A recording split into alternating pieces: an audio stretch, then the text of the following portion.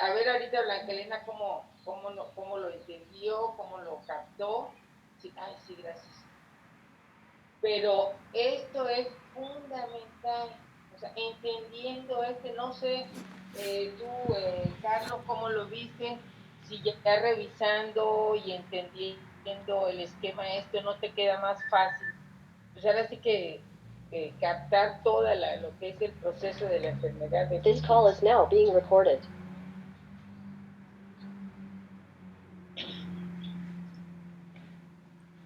Sí, porque todo esto que nosotros vamos viendo acá, se nos van a decir, por ejemplo, antes de los 2 años, que es digamos, y la parte de arriba, que es la etapa sintomática, lo de abajo, la de la línea horizontal, ¿sí? Es la parte latente o asintomática.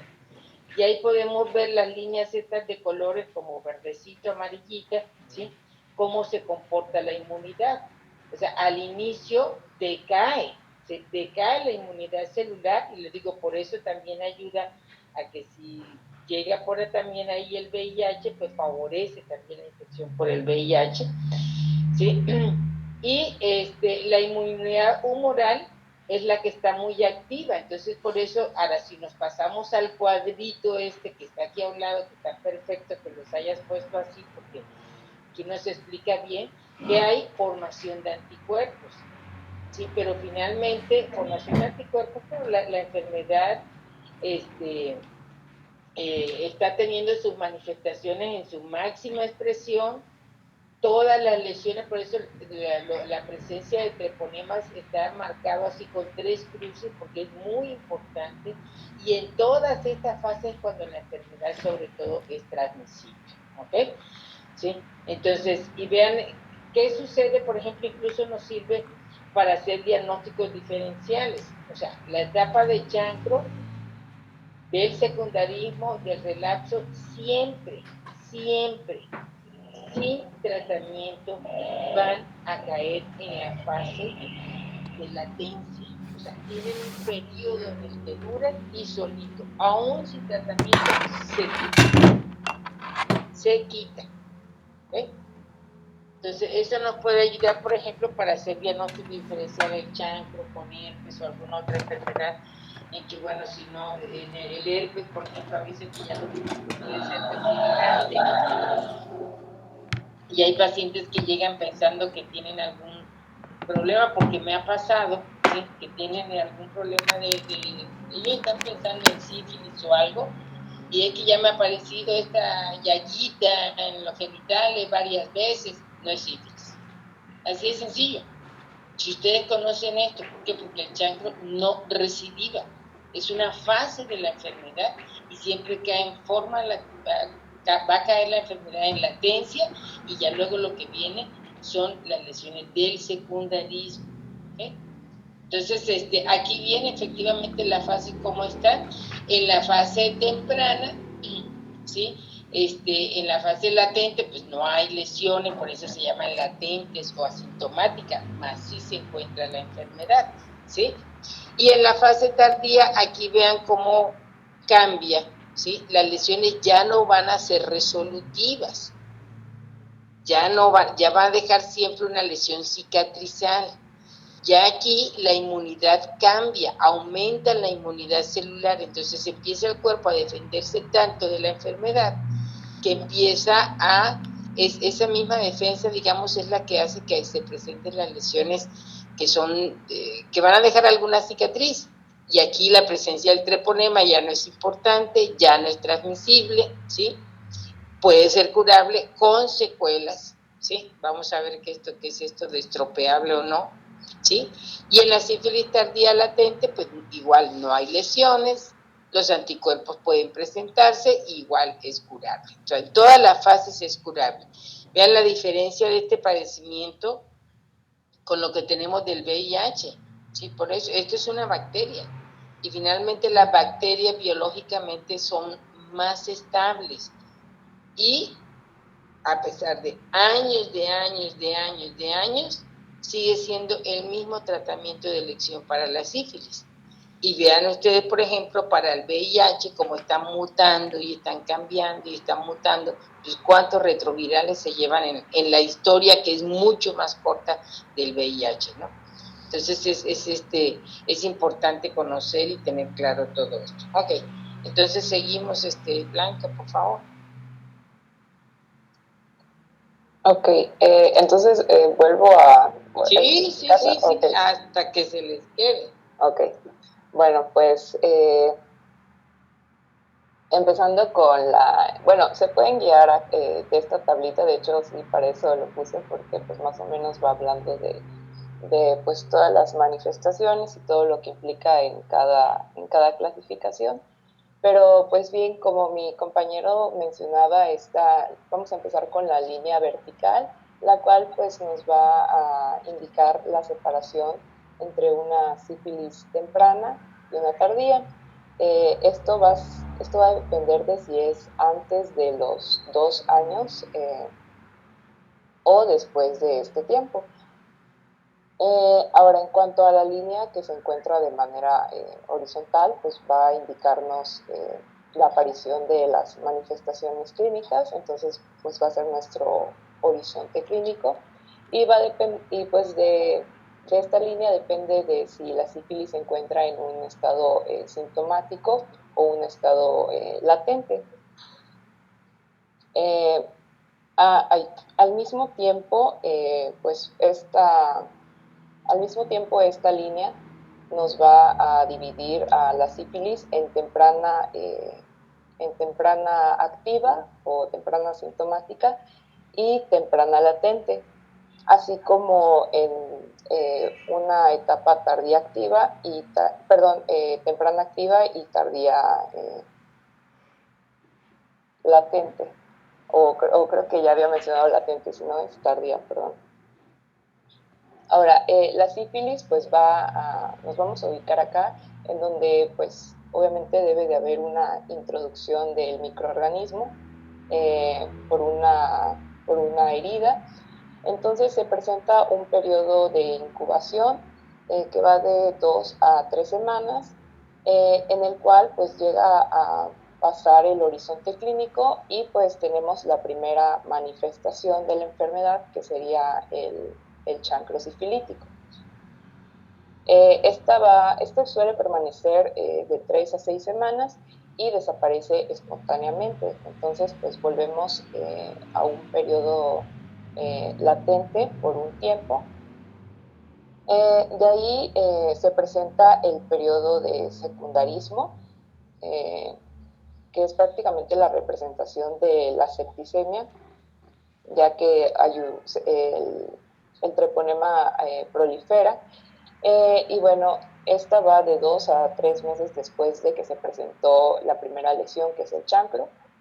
Y bueno, aunque en ocasiones este chancro se puede sumar al secundarismo y pues se estaría representado por esta línea y se conoce como primosecundarismo o sífilis primosecundaria. Entonces, durante este tiempo estas lesiones son de característica muy transmisible y bueno, también tienen una curación espontánea en pocas semanas. Después de este secundarismo, pues otra vez volvemos abajo del horizonte clínico, al periodo de latencia. Y bueno, antes de los 2 años es muy común, aproximadamente en el 25% de los enfermos, que presenten una recaída, entonces con manifestaciones más autolimitadas a comparación de en el periodo de secundarismo. Y bueno, estas son resolutivas. Y bueno, después de esta presentación volvemos a un periodo de latencia. Y pues después de este periodo de... A ver, espérame tantito para reforzarles algunas cosas. Okay. Entonces, el chancro va a estar en el sitio de inoculación. Ahí es donde llega el treponema, ¿no? Obviamente si hay alguna laceración en la piel, favorece, etcétera. Y luego lo que mencionabas ayer, o sea, el chancro, la espiroqueta se protege con una capa evita la fagocitosis, no deja que se reconozca, y eso es lo que hace, o sea, el chancro, como el sitio de vinculación, vuelve a caer en latencia, pero la espiroqueta se sigue, digamos, reproduciendo, y así como lo mencionabas, o sea, ya el secundarismo es así como la explosión de esos treponemas que están por todos lados, que vamos a ver luego las manifestaciones, aunque igual vuelve a caer en latencia. El primo secundarismo, o sea, generalmente las fases están así, ¿no? El chancro 3 a 6 semanas después, 2 3 meses después del secundarismo, etc. Hasta 6 meses después del secundarismo. Pero en algunos casos, y esto sobre todo, por ejemplo, en pacientes inmunocomprometidos, sobre todo en pacientes con VIH, o alguna otra inmunosupresión, todavía no ha desaparecido el chancro cuando ya empezamos a ver las lesiones de secundarismo, ¿sí? Entonces ya eso nos habla ahí del primo secundarismo y nos habla también de inmunidad del paciente. Y ya el relapso es así como que, bueno, o sea, acuérdense que hay una lucha ahí inmunológica, ¿sí? Ahí empieza los cambios un poquito, ya no van a ser las mismas manifestaciones tan explosivas como en el secundarismo, pero bueno, es un remanente, entonces hay que conocer muy bien todas las fases, o sea, porque a veces pensamos en sífilis y creemos que solamente es el chancro, y a veces hay que buscarlo en el paciente. Hace como 2 años tuvimos por aquí un pasante de enfermería, por cierto, y me lo mandaron a interconsulta, que porque tenía lesiones en las palmas, que por el lavado de manos y no sé qué tanto. Los alumnos todavía venían acá, estaban acá, y vieron las lesiones así como lo vamos a ver, tan características, y se me quedan viendo y les digo, sí, o sea, sí. Y total que le empezamos a preguntar, ya le revisamos, tenía lesiones en otras partes del cuerpo, etcétera, con factores de riesgo, y le preguntamos que si había tenido, porque a veces el paciente, obviamente el paciente no va a relacionar, oiga, tengo estos granitos, pero fíjese que hace como 3 meses tenía yo un chancro y no será lo mismo, o sea, no lo va a relacionar, o sea, eso lo tenemos nosotros que conocer. Entonces ya le preguntamos, oye, tiempo atrás, hace unos meses, y ya revisamos su expediente, ¿no tuviste alguna lesión? Ah, sí, tuve un problema así como, pero era la zona perianal, ¿sí? Y ya me vio el proctólogo y me dieron un tratamiento y no sé qué, y se me quitó. Pues ahí era probablemente la situación del chancro, ¿no? Entonces, pero tenemos que conocer por eso las manifestaciones para nosotros buscar e ir armando el diagnóstico. No se nos va a dar así nada más, porque sí, ¿ok? Bueno, continúa Blanca. Ok, bueno, después de este periodo de recaída y bueno, continuando en latencia, pues no van a haber más lesiones hasta que pasemos a las manifestaciones tardías, que sería pues una vez cumpliendo los 2 años. Y bueno, en esta etapa, dependiendo de las condiciones inmunológicas del paciente, y más que nada por un aumento de la inmunidad celular, como vemos por esta línea, pues va a determinar en una tercera parte de los casos, ya sea una curación espontánea. También en otra parte, pues de estos pacientes nunca van a tener sintomatología y van a permanecer con la sífilis latente por muchos años de su vida. Y bueno, solo una tercera parte de estos va a dar una cierta sintomatología. De esta tercera parte, pues el 15% va a presentar la sífilis tardía benigna, con sus lesiones en piel, ganglios y huesos. Otro porcentaje pues va a presentar lesiones cardiovasculares, y un 5% es el que llega a presentar neurosífilis, que sería, bueno, que esto entraría en la sífilis tardía maligna.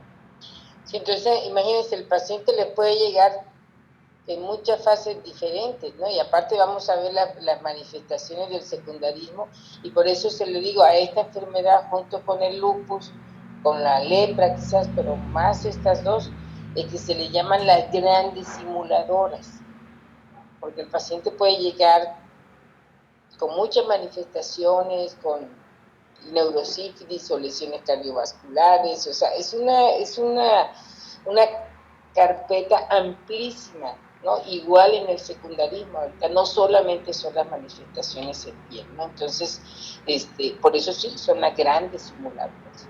Hay que estar atentos porque existe la enfermedad y hay que sospecharla, hay que pensar en ella, ¿ok? Bueno, y pues a grandes rasgos, pues eso sería lo del esquema.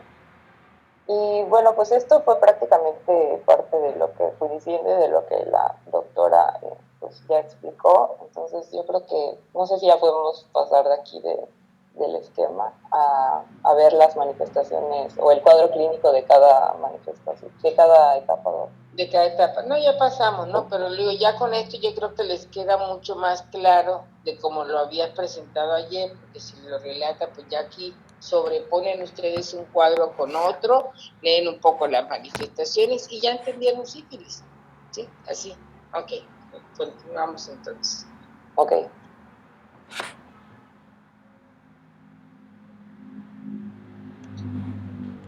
Bueno, pues vamos a empezar hablando del cuadro clínico de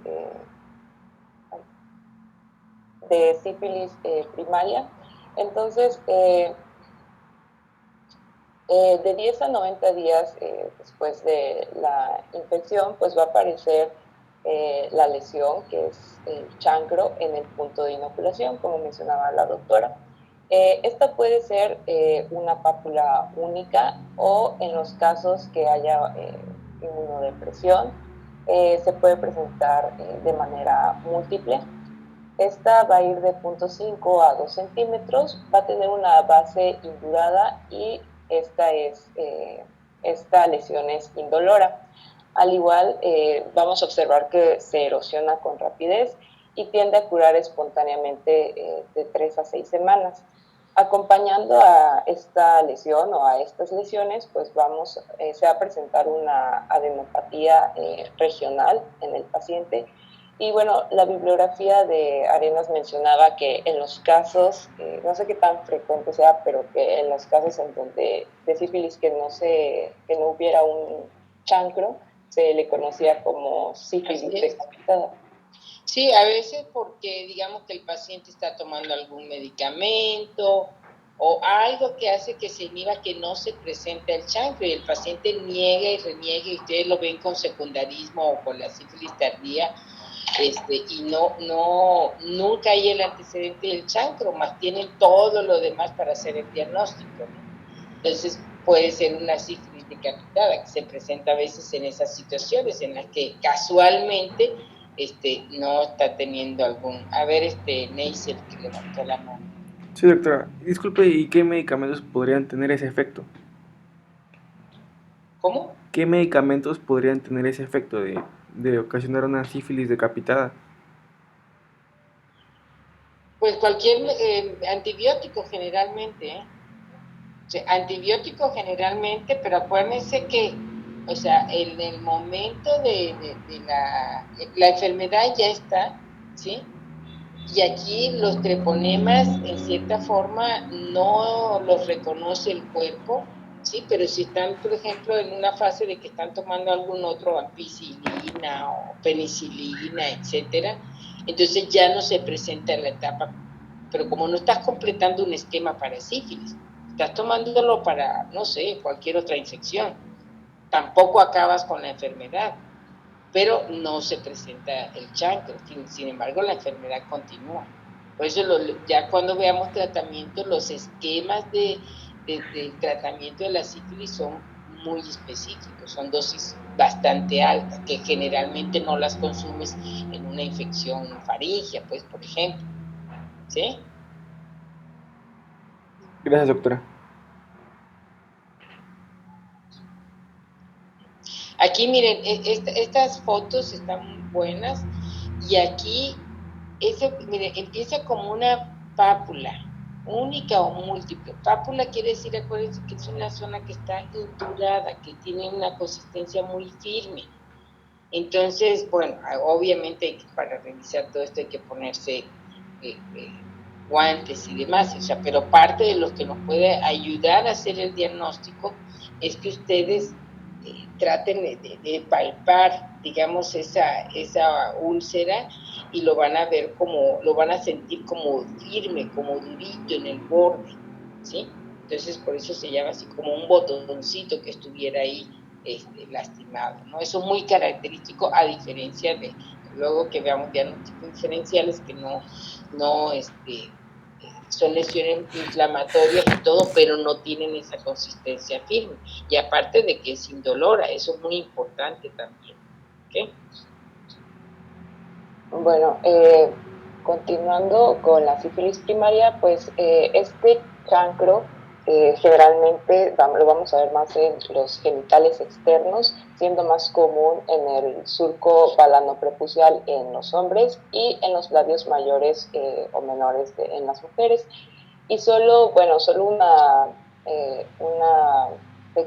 un pequeño porcentaje se presenta de manera extragenital, siendo las zonas más comunes en la boca y en el ano. Ok. Bueno, ahora, en cuanto a la sífilis secundaria, pues esto se va a caracterizar por la presencia de síntomas generales. Como vimos en el esquema, pues aquí ya se da como que la explosión de la enfermedad debido a la septicemia.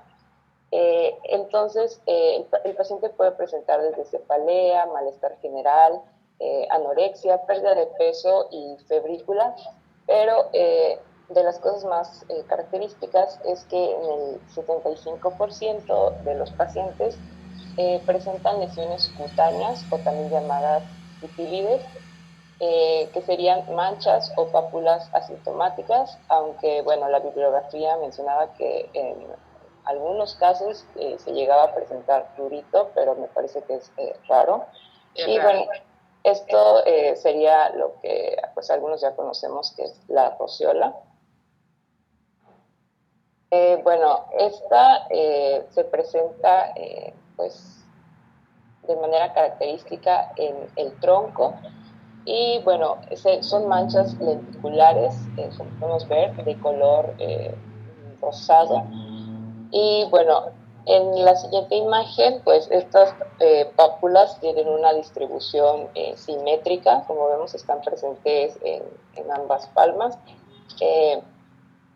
Son de color pues un poquito más rojo y estas pueden ser redondeadas o aplanadas y van a estar cubiertas, aquí igual y no se alcanza a ver tanto, pero en la de las plantas sí se alcanza a ver más esa fina escama que presentan. Y bueno, van a predominar pueden estar en piel cabelluda, en surcos nasogenianos y nasolabiales. Y pues lo más característico es en caras internas de extremidades y palmas y pues las plantas. Todo esto es muy importante. Si le llega a un paciente, oiga, que tengo unas ronchitas en el cuerpo y ustedes tienen alguna sospecha porque ya en su historia clínica hayan visto que tiene algún factor de riesgo, etcétera, o se acompaña de algún otro síntoma, pues siempre hay que revisar palmas y plantas, sobre todo cuando es algo así muy exclusivo y el paciente refiere que está prácticamente asintomático, ¿no? Te revisen palmas y plantas, y estas lesiones en palmas y plantas, en el cuerpo sí son así como plaquitas, así como se ven acá, eritemato rosaditas, violáceas, etcétera, con quizás leve escama, pero las que están en las palmas y en las plantas se sienten también, hay que tocar aquí con cuidado. Ella nos va a decir Blanca, porque hay que tocarla con cuidado o ponerse guantes, ¿sí? Pero se sienten así como pequeñas zonas duritas, están induradas, no es solamente así, se siente como lo rojo y lo escamoso. Bueno, continuando con estas manifestaciones, pues también, ay, perdón, me pasaron camiones.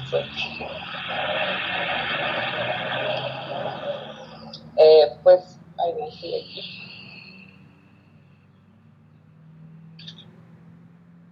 Ok, pues se pueden presentar diferentes formas de sífilides, eh, dando sífilides papulocostrosas, foliculares, papuloescamosas, papuloerosivas, anulares, coribiformes, arciformes y circinadas. En este ejemplo, pues puse la de las sífilides arciformes, que vemos que pues sí son totalmente diferentes a las que comúnmente se presentan. Y pues en la imagen de abajo son sífilides papuloerosivas. A ver. Bueno, miren, aquí se le llama sífilides, aunque el término está mal aplicado realmente, pues así se quedó un poco, pero acuérdense que cuando hablamos de ides, como en las tiñas, como en la cándida, o sea, que hay lesiones a distancia, pero no están habitadas. O sea, si nosotros encontramos una ide, una tiña, que son ya sea en las extremidades o en las manos, que hay vesículas, etcétera, pero aquí no está el hongo. El hongo puede estar interdigital, en los pliegues, etcétera, pero no está en las lesiones que se llaman ides. Y a diferencia de aquí en el secundarismo, realmente las lesiones sí están habitadas, ¿no? Entonces, bueno, pero va tomando la forma, lo único que no vemos acá realmente son ampollas. En esta fase vemos pápulas, vemos costras, vemos escama, erosiones, las lesiones ya de acuerdo a la forma, si son arciformes, si son corimbiformes, un poquito más como arriñonadas, etcétera, ¿no? Pero no encontramos aquí ni vesícula ni ampolla. Ok. También podemos encontrar en esta etapa lesiones papulerosivas más prominentes que van a tener pues una base ancha o también pues, condilomas planos que se van a localizar más que nada en las zonas húmedas alrededor del ano y pues en los pliegues interglúteos, escroto y vulva. Ahí, ¿con qué harían ustedes diagnóstico diferencial? ¿Con qué tendrían que hacer? Condilomas acuminados.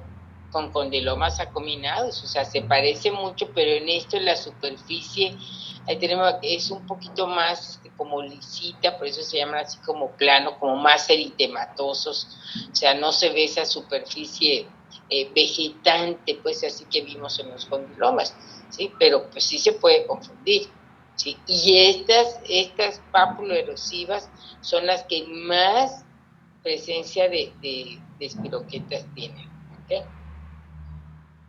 Ok, bueno, pues continuando, también en esta fase algo muy característico pues de los pacientes va a ser la alopecia en mordidas de ratón, más que nada que se van a presentar más que nada en las regiones occipital y temporoparietal del paciente. También se presenta esta alopecia en cejas, pero en este caso lo característico es la alopecia en la parte, como la colita. En la cola de la ceja. En la cola de la ceja. Y bueno, los pacientes también pueden presentar perionixis o también creo que se llama perioniquia. Perioniquia, perdón, que es la inflamación de los pliegues periunguales, que aquí no se alcanza a ver tanto, pero pues también se llega a causar unas crestas aquí transversales en la uña, pero pues más que nada es la inflamación y el dolor.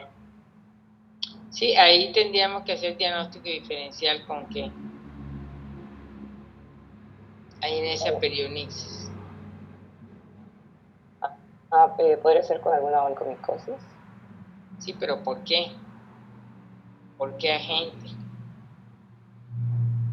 Así que muy características, que eso es lo que vamos a veces a buscar por cándida. Acuérdense, cándida, ¿qué nos da? Perionixis. ¿Sí? En las manos, así, si nosotros vemos esto, a veces piensa uno cándida antes que otra cosa. Sin embargo, vean, puede ser también. Entonces, por eso la historia clínica siempre nos va diciendo, ¿sí?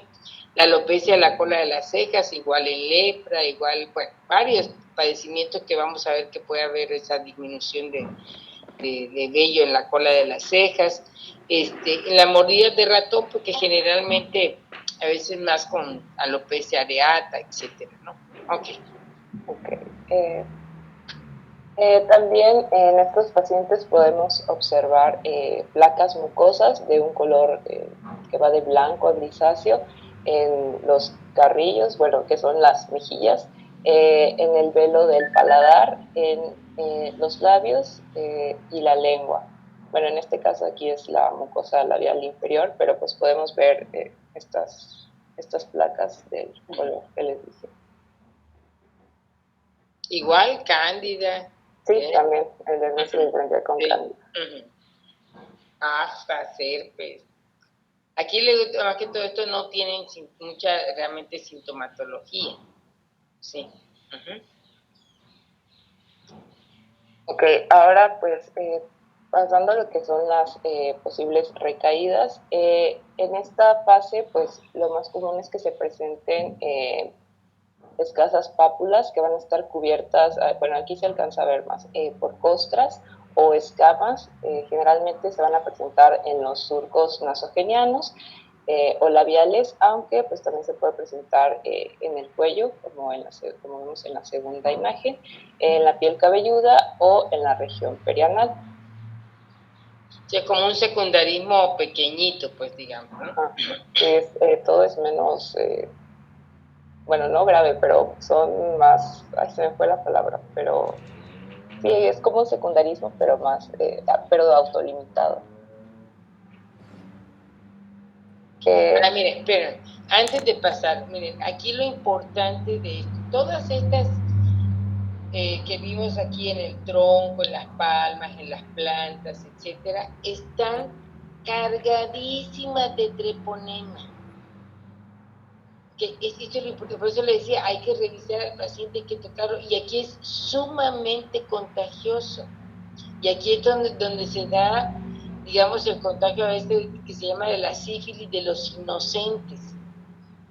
¿Sí?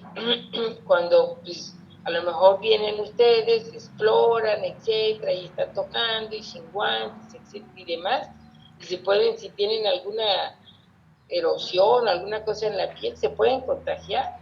Se llama por eso sífilis de los inocentes. Están cargadísimas, en la zona de los condilomas planos, cargadísimos. O sea, aquí no hay, por eso es así como la explosión de la enfermedad, en la que el cuerpo todavía no empieza a defenderse y a delimitar, y entonces los treponemas están, pero por todos lados, ¿sí? Entonces, por eso es muy importante identificarlos, este tipo de secundarismo para que ustedes sospechen, ¿ok? Bueno, ahora sí, entonces pasamos, ¿no? Después de los 2 años, en promedio. Ok, sí, después de este tiempo, pues se puede presentar una sífilis tardía benigna. En estas se van a presentar nódulos o gomas, ya sean en placas circulares o, o arciformes. Estos, lo característico es que van a producir zonas destructivas. Esto porque, bueno, en esta etapa pues ya hay una defensa por parte del organismo, entonces pues se producen estas lesiones. Lo más común es que estén en cara, en cuello o también en las extremidades. Cuando se llega a afectar el tabique nasal, pues se presenta lo que es la nariz en silla de montar, que también es característica en esta enfermedad. Y pues en los huesos pueden haber afectaciones como periostitis y zonas destructivas.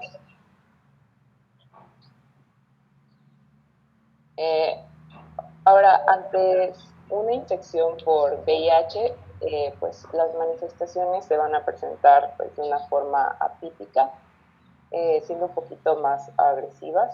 el chancro es más inflamatorio, más extenso y profundo, y como mencioné al principio, pues en estos casos pueden ser múltiples.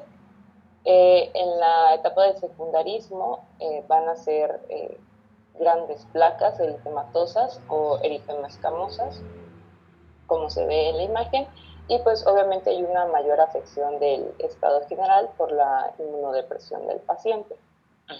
Y en estos pacientes muchas veces podemos encontrar lo que es el primo secundarismo, o sea, todavía no ha desaparecido el chancro cuando ya vemos estas placas, ¿sí? Y finalmente, bueno, en estos pacientes también con VIH, ya que lo están mencionando, lo que es la neurosífilis a veces se puede encontrar hasta antes de los 2 años, o sea, se acorta un poquito, se altera un poquito la evolución de la enfermedad.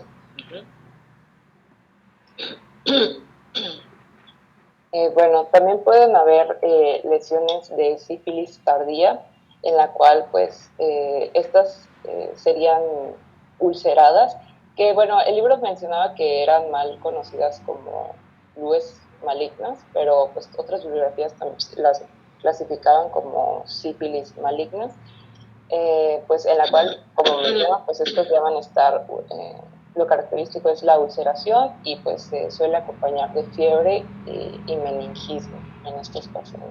Bueno, miren, esto es un poquito confuso. Antes se les llamaba sífilis terciaria, o sea, era el chancro, ¿sí? El secundarismo y sífilis terciaria. Ya luego se cambió esto de la sífilis tardía, pero ya luego aparece lo del VIH y entonces tienen ciertas manifestaciones. VIH y un comportamiento diferente en pacientes inmunocomprometidos, pacientes diabéticos. Acabo apenas de leer un artículo de eso. Y entonces es cuando se presentan este tipo de lesiones que son bastante aparatosas, necróticas, con fiebre y demás, con meningismo, o sea, manifestaciones sistémicas importantes, pero no es parte de la sífilis tardía, sino es parte, digamos, es una presentación especial en pacientes con VIH o inmunosupresión, ¿ok? Ok. Bueno, ahora, bueno, vamos a hablar un poco de la sífilis congénita, ya que también es de los casos frecuentes de sífilis. Pues esta puede ser adquirida in utero por la vía transplacentaria o al momento del parto por contacto con las lesiones genitales de la madre. Este riesgo de transmisión va a variar de acuerdo al estado infeccioso en que se encuentre la madre, siendo menor el riesgo con una infección tardía latente, un 40% de probabilidad con una infección temprana latente y pues siendo muy probable cuando la madre tiene sífilis primaria y esta no está en tratamiento. Bueno, pero ¿qué pasa durante, ya que estás mencionando esto, qué pasa durante el embarazo? O sea, sí, porque en cualquier momento del embarazo se va a transmitir o cómo es el comportamiento de la enfermedad, o sea, ¿por qué lo pedimos en los estudios, digo, prenupciales también? Bueno, pues la bibliografía mencionaba que antes de la semana 16 del embarazo era lo adecuado para el tratamiento, ya que antes de esto era todavía posible prevenir las lesiones fetales por la transmisión evitando la transmisión de la enfermedad. Bueno, hay una capa, una capa de Langerhans, o sea, que de la placenta que impide el paso del treponema, ¿sí? Y ese está antes de la 16ª semana. Entonces aquí los pacientes, o sea, si se detecta, por eso todas las pacientes que le lleguen a ustedes embarazadas, que le van a pedir su biometría hemática, o sea, cuando llegan, oiga, doctor, o que ustedes le hacen el diagnóstico, fíjese que estoy embarazada, etcétera, entonces le tienen que incluir el VDRL, ¿sí? ¿Por qué? Porque pues eso les va a ayudar a detectar la presencia de la enfermedad. Entonces, en este es el momento adecuado, o hasta ese momento, si el paciente se contagia o algo, no va a pasar la enfermedad al producto. A diferencia después de esa semana 16, entonces ya esta capa se degenera y entonces ya permite el paso del treponema y entonces ya es cuando vienen todas estas manifestaciones de la sífilis congénita. ¿Ok? Bueno, pues en una madre, lo importante aquí es que a diferencia de una madre con tratamiento, una sin tratamiento va a causar, bueno, puede causar una muerte fetal, perdón, en el 40% de los casos. También se puede presentar la prematurez, muerte en la fase neonatal y, bueno, la sífilis congénita no mortal, que a su vez se divide en temprana o también conocida como precoz, que va desde el nacimiento a los 2 años y se divide en sífilis sintomática y latente. Y pues la sífilis congénita tardía, que sería después de los 2 años, en la cual se puede dividir en neurosífilis, en oculopatías y otras formas de la enfermedad de manera tardía. Y bueno, a todas estas cicatrices resultados de esta sífilis congénita se le van a llamar estigmas, que veremos más adelante. Dentro de las manifestaciones tempranas, pues va a presentarse el pénfigo sinfilítico, que son ampollas con contenido seroso o puede ser también serohemorrágico. Estas suelen tener una distribución simétrica en palmas y en las plantas de los pies. Y bueno, también se llegan a presentar fisuras y erosiones alrededor de la boca, que después pues, van a resultar en los conocidos estigmas de la enfermedad. Sí, en esta fase es donde hay ampollas, ¿sí? Puede ser el pénfigo sifilítico. En todo lo que es el secundarismo, el chancro, no hay ampollas.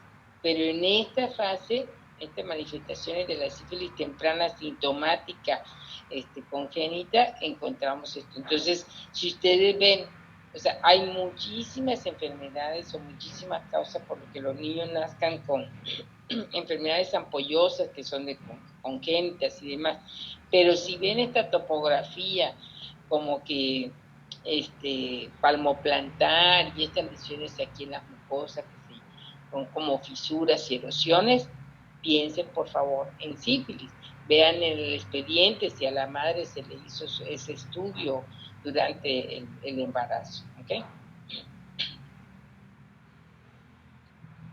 Bueno, en cuanto a lo que mencionaba de los estigmas residuales de la sífilis prenatal o postnatal curada, pues lo característico es la nariz sencilla de montar, que ya habíamos mencionado.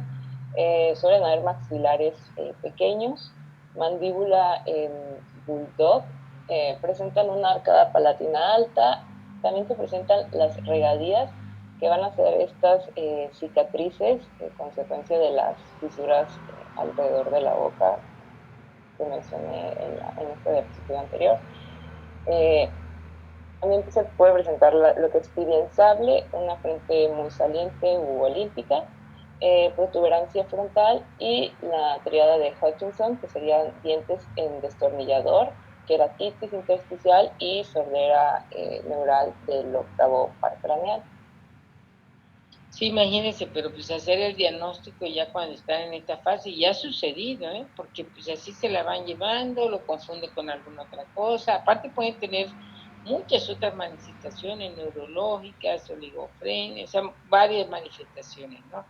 Entonces, pero vean aquí ya, digamos, por eso se llama como estigmas, o sea, ya lo que queda, pues digamos que esto es permanente.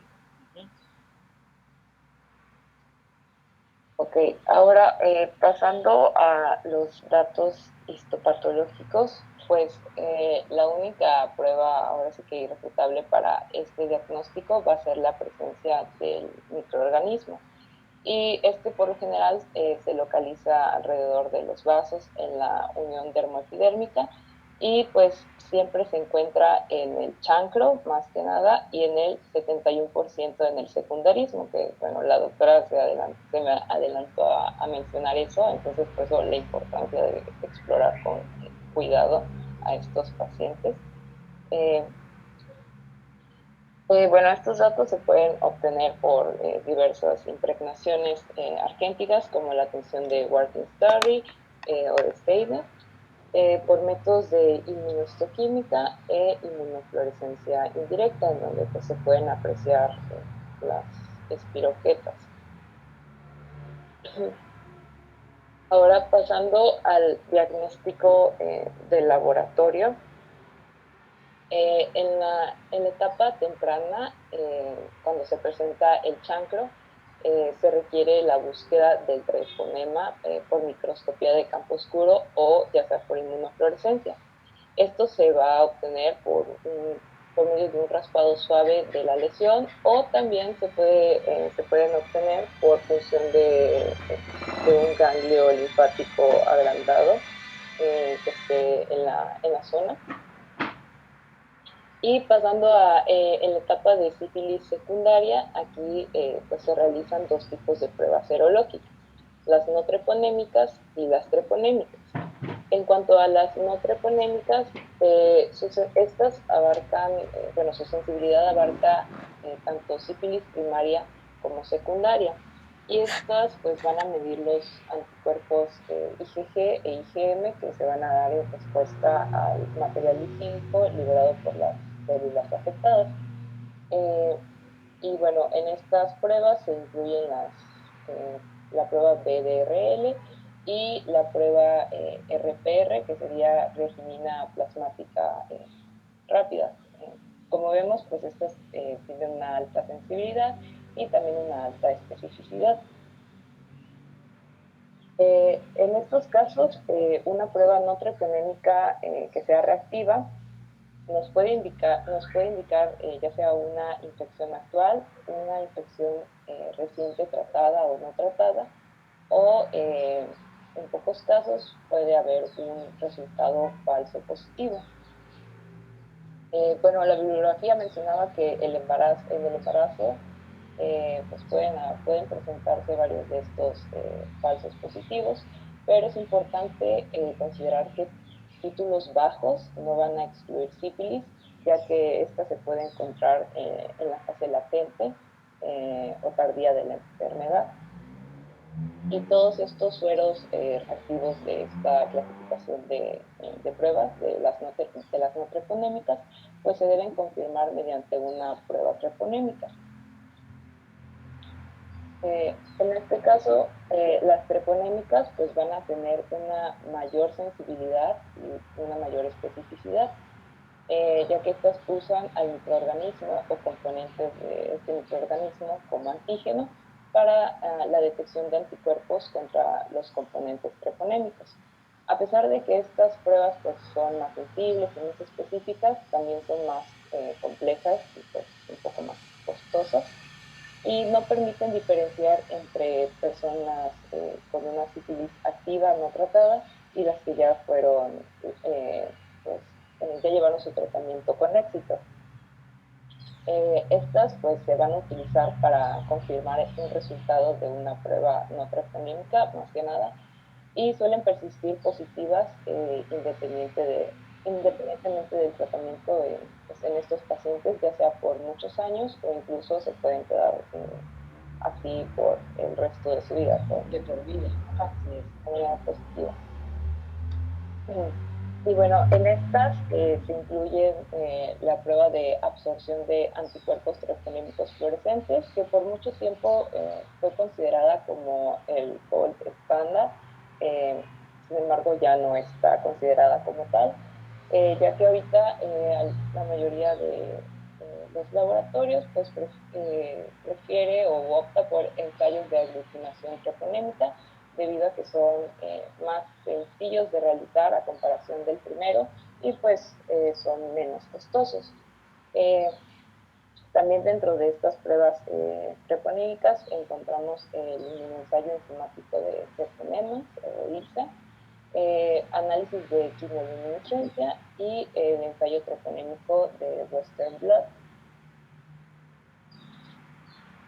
Bueno, también van a ver, actualmente hay muchas pruebas rápidas treponémicas que van a ser tiras reactivas que estarán impregnadas con antígenos treponémicos que van a dar una reacción en color al tornarse, al dar positivo cuando se ponen en contacto con suero, plasma o sangre de un paciente que presente anticuerpos para sífilis. Estos son útiles más que nada cuando no se tienen pruebas treponémicas estándar, son más que nada de uso en consultorio. Y pues estas no distinguen entre una infección activa y una que ya fue tratada. Cuando cuando se utilicen estas pruebas y estas den positivo, se tiene que realizar pues, pruebas no treponémicas para que a partir de ellas se pueda evaluar la respuesta al tratamiento que pues, vamos a dar en ese momento. Y bueno, algo muy importante es que en todos los pacientes que cursen con esta enfermedad, lo conveniente sería efectuar una prueba de detección por VIH, como mencionaba la doctora, aunque pues esto tiene que ser con previo consentimiento informado al paciente. Entonces, quizá en algunas ocasiones no logremos pues, este consentimiento, pero pues sí sería algo importante, ya que como vimos en la epidemiología, hay una gran incidencia en la coexistencia de estas enfermedades. Ok. Bueno, mire, antes de pasar a esto, vamos a hacer un poquito aclarar esto de las pruebas.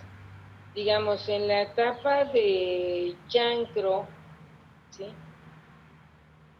¿Cuál es la prueba que ustedes consideran que les puede ayudar para el diagnóstico?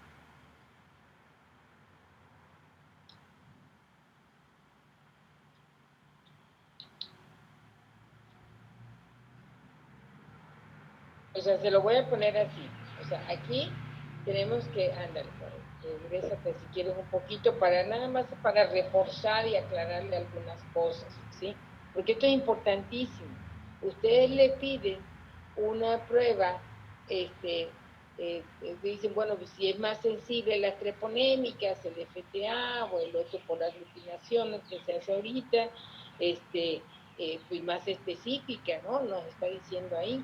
Pero realmente esas pruebas, e incluso el mismo BDRL, ¿sí? El BDRL se va a hacer positivo prácticamente después de que ya desapareció el chancro. Las treponémicas se hacen positivas, ¿sí? Prácticamente en la fase final ya de la presencia del chancro, ¿sí? Entonces, los estudios que nos sirven al inicio, en una etapa de chancro, no sirve a veces que pidamos un BDRL, no sirve que pidamos un FTA, ¿sí? O una prueba de aglutinación. No nos va a servir.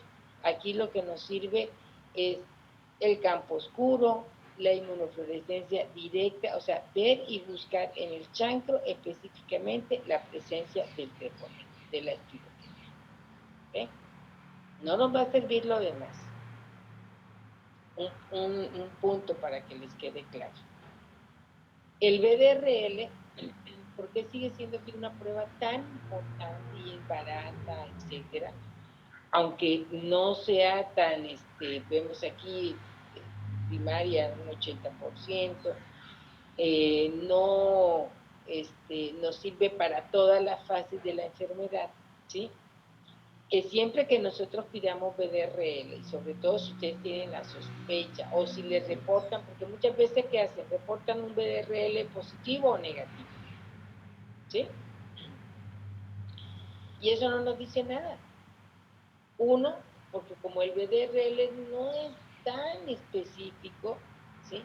Entonces puede haber muchos falsos positivos o muchos falsos negativos. De hecho puede ser la lepra, incluso la artritis reumatoide, o sea, todas estas enfermedades, una endocarditis, infecciones bacterianas, virales, pueden dar un BDRL positivo. Entonces lo primero, si les sale un BDRL positivo, es que lo tienen que pedir en cruces. En cruces no aceptarlo, tiene que ser tiene que ser numérico, tiene que ser un valor numérico. Lo positivo, una cruz, positivo, 2 cruces, no. El BDRL en la fase que es más activa es en la fase del secundarismo, ¿sí? Y aquí puede alcanzar unos títulos de dilución altísimos, puede llegar de 1 a 128. Entonces, cifras menores de 1 a 4 de diluciones del BDRL puede ser artritis, puede ser alguna otra infección, etc. Eso ya si se los entregaron en fase de dilución. Si es arriba de 1 a 4, 1 a 6, 1 a 8, ya empiezan a sospechar de sífilis. Si llega arriba de 1 a 28, ¿sí entienden esto de las diluciones? Para que quede más claro.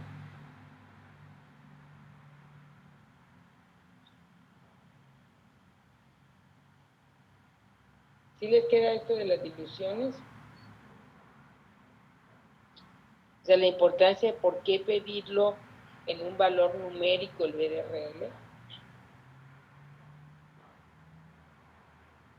Para poder cuantificar pues, mejor, y aparte nos ayuda a ver la evolución del tratamiento, ¿no? Es más fácil ver qué tanto ha bajado con la cuantificación numérica que con las cruces. Ah, no, sí, sí. Esa es la otra parte importante del BDRL, ¿sí? Pero, digamos, hablando del diagnóstico, porque les digo, muchas veces pues, les van a decir BDRL positivo. Y todo el mundo se queda así, sífilis. Así que le pongan BDRL positivo, ya ustedes pueden decir es igual a sífilis. No. Tenemos que decir a cuántas diluciones, o sea, que siguen haciendo diluciones de esa prueba, sigue saliendo positivo, porque eso es muy importante. Lo que digo, hay muchas enfermedades, tuberculosis, paludismo, lupus, artritis reumatoide, endocarditis bacteriana, todas esas nos pueden dar BDRL positivo, pero generalmente son títulos bajos. Entonces, por eso es muy importante que nos dice positivo, ustedes le van a decir a cuántas diluciones. ¿No? 1 a 2, 1 a 3, bueno, puede ser alguna otra cosa. Para pensar en sífilis tenemos que sospechar realmente de que se trata de sífilis arriba de diluciones de 1 a 6, ya si 1 a 20, 1 a 32, bueno, eso es generalmente sífilis. Y la otra parte importante, ¿sí?, es que efectivamente es el único estudio que nos sirve para que nosotros veamos si ese paciente está respondiendo al tratamiento, ¿sí? Porque las otras pruebas, como ya lo mencionó Blanca, así se la hacen, FTA o salió positiva, y así se va a quedar positiva toda su vida, ¿sí? Entonces, títulos bajos, o sea, títulos bajos, pero tiene que ser arriba de 1 a 4 para que nosotros pensemos así. Títulos más bajos, generalmente puede ser que no sea sífilis, puede ser un falso positivo, ¿sí? Pero lo que mencionaba de las treponémicas, sí, son mayor sensibilidad y estas sí nos hablan de treponema específico, ¿sí? Pero las otras, acuérdense, el PDRL utiliza más que todos los anticuerpos. Esta vez precisamente al treponema. Este es directo, pero se hace positivo después. Entonces en el chancro generalmente no nos sirve en la fase temprana, ¿sí? Nos va a servir, bueno, a lo mejor ya en la fase final del chancro, pero nos dice, bueno, sí, este paciente, o sea, sí, ahí tiene una sífilis, pero no nos dice realmente si está activa, si ya, o sea, si la trataron, si cómo le fue, cómo está, en qué fase está, no nos está diciendo eso, ¿sí? Entonces, el único estudio que nos sirve para ir controlando a esos pacientes, porque esas diluciones tienen que ir disminuyéndose, entonces, después de que le dan el tratamiento, entonces hay una vigilancia epidemiológica que se hace con el BDRL. Por eso es importantísimo el BDRL, tanto para el diagnóstico como tal, sobre todo en el secundarismo, y es una prueba que es muy económica, ¿sí? Ustedes piden en un laboratorio cualquiera de estas treponémicas, que si no se las hacen, que si son caras, ya 20,000 cosas, ¿no? Ok, entonces continúa, no sé si ahí les quedó claro, pero en el chancro, en el campo oscuro, Y en lo demás ya podemos utilizar BDRL o cualquiera de las otras. Para el tratamiento, BDRL.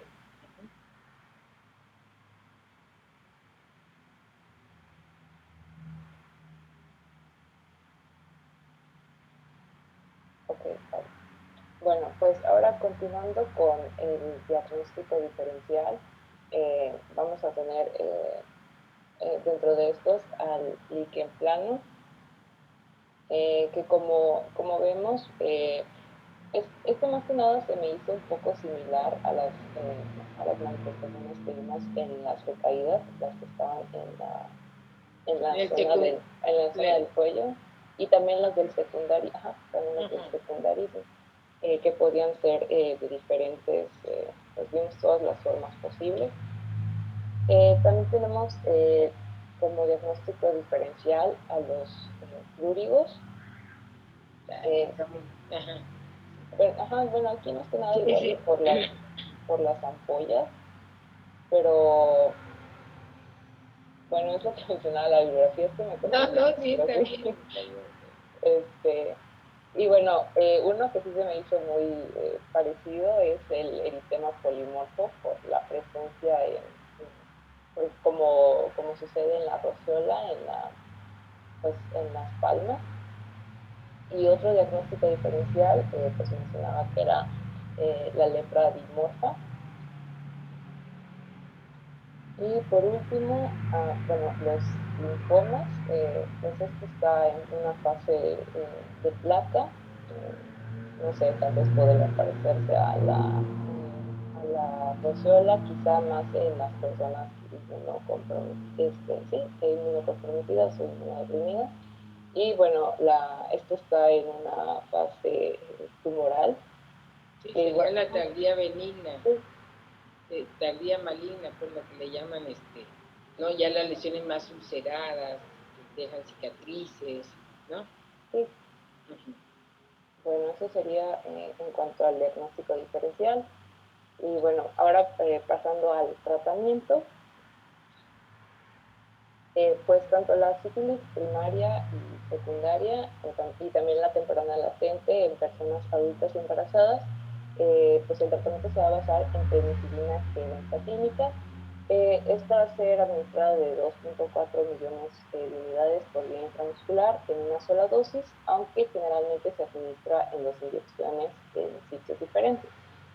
Una alternativa para este régimen mencionaba que era la penicilina G procaínica, pero realmente la buena es la penicilina G benzatínica, o la ideal. ¿Se establecieron esos esquemas? ¿Le han puesto alguna vez una benzatínica a ustedes? Ay, que duele un chorro. Bueno, esto se hizo así porque se necesitan dosis muy altas. Entonces los pacientes pues, ya no regresaban. Se escondían y no terminaban los tratamientos. Entonces son estas sífilis estropeables que se llama porque no terminan los tratamientos. Entonces se vio que poniendo las benzatínicas, ¿sí? Ahora sí que 2.4 millones en cada pompa, ¡pum! ¿Sí? Con eso ya termina el esquema de tratamiento. Ya al paciente así le dolió, pero pues ya se le puso su tratamiento. Si no, los otros generalmente a veces no los terminan, ¿no? Bueno, para pacientes no gestantes que sean alérgicas a la penicilina, pues el esquema sería con doxiciclina, 100 miligramos vía oral 2 veces al día por 14 días, y pues una alternativa sería la tetraciclina. Y bueno, en las gestantes alérgicas a la penicilina no podemos administrar doxiciclina, entonces sería eritromicina 500 miligramos vía oral 4 veces al día por 14 días.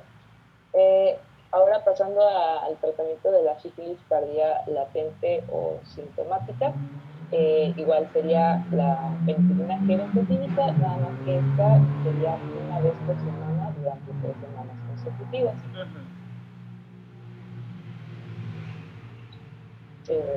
Sería igual doxiciclina, pero en este caso sería 2 veces al día por 30 días.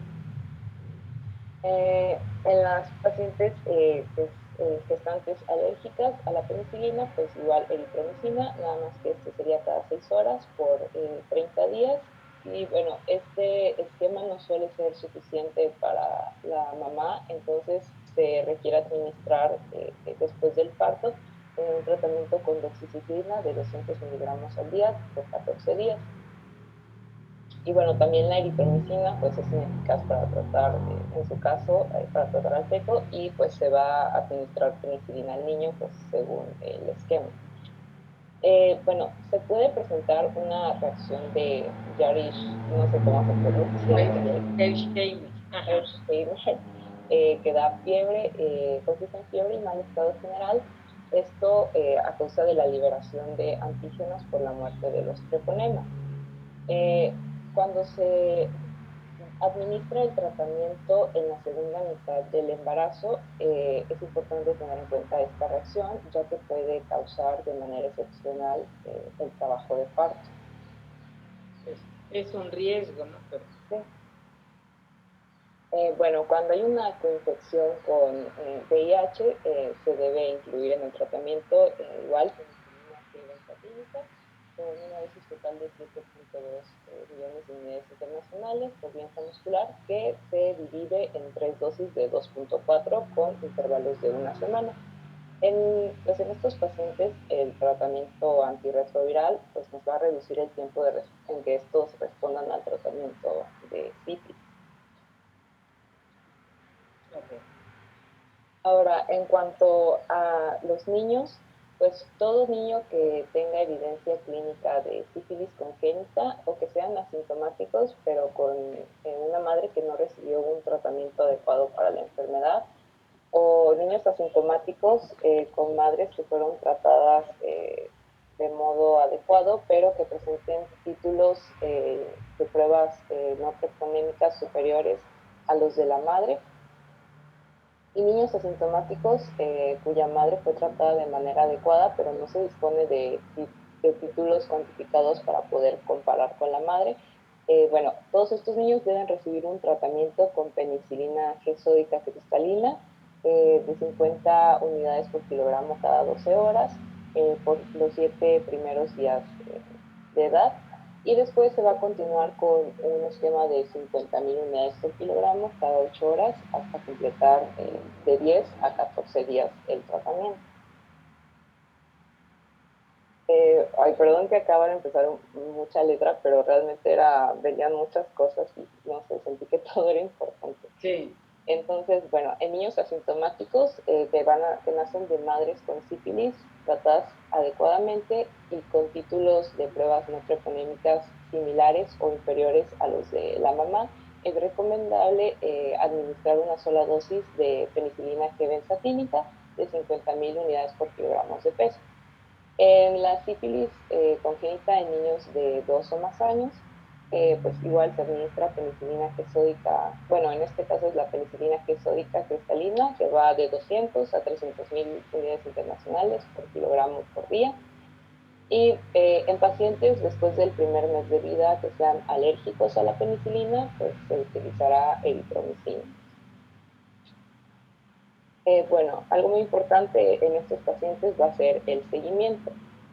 En los casos tratados de sífilis temprana va a ser muy importante que se realicen pruebas no treponémicas a los 3 y 6 meses, que como vimos las no treponémicas van a ser los que nos van a ayudar a evaluar pues, el tratamiento administrado, y también a los 12 meses para ver si no hay, bueno, para ver cómo está el estado del paciente y para ver si no hay una reinfección.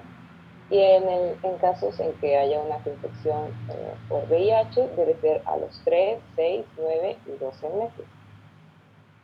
Así es, o sea, es lo que nos sirve de vigilancia, ¿no? El VDRL, para ver cómo va, aunque queda una memoria ahí a títulos bajos, que puede ser permanente, ¿no? Sí. Bueno, y por último, en embarazadas con sífilis, estas pruebas no treponémicas deben ser de manera mensual hasta que pase el parto. Y se debe efectuar una prueba de detección de VIH, obviamente, ya saben, con previo consentimiento informado. Y pues en caso de que pues, se aceptara y que resultara positiva, es importante que se remita a la paciente a un servicio especializado para el tratamiento preventivo de transmisión perinatal de VIH. Y bueno, los niños que nacen de madres seropositivas deben ser examinados al momento de nacer y por intervalos mensuales durante 3 meses hasta que se confirme que son negativos y bueno, la estabilidad de las pruebas serológicas. Porque pueden ser resultado que salga positivo por el paso porque tiene la madre, ¿no? Y de acuerdo al tratamiento que haya recibido. Entonces ya después de los 3 meses de edad es que ya se conocen las cifras, pues prácticamente del bebé, sus cifras propias. ¿Sí? Y pues creo que esto sería todo. Y bueno, aquí mi esquema, pero pues para todo lo que hicimos, igual este esquema queda bien cortito, pero a manera general, pues sería... El esquema de Morgan, con ese tiene. Sí, y pues eso sería todo. Y ya la cuestión es ahí ver que la penicilina sigue siendo el tratamiento de elección, ¿sí? A pesar de todos los años. Okay. Bueno, entonces mañana empezamos con casos clínicos.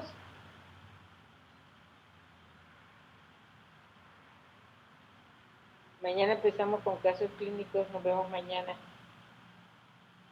Sí, doctora, está bien, muchas gracias. ¿A las 8 mañana? Para que no se levanten tan temprano. ¿O a las 7? Sí. ¿A las 8? Ok. Bueno. Sí, estaría mejor, doctora. Bueno, ahí se ponen de acuerdo, me avisan, ¿vale? Doctora, Gracias. doctora, Ah, disculpe, es que se fue. Ya se fue. Adiós.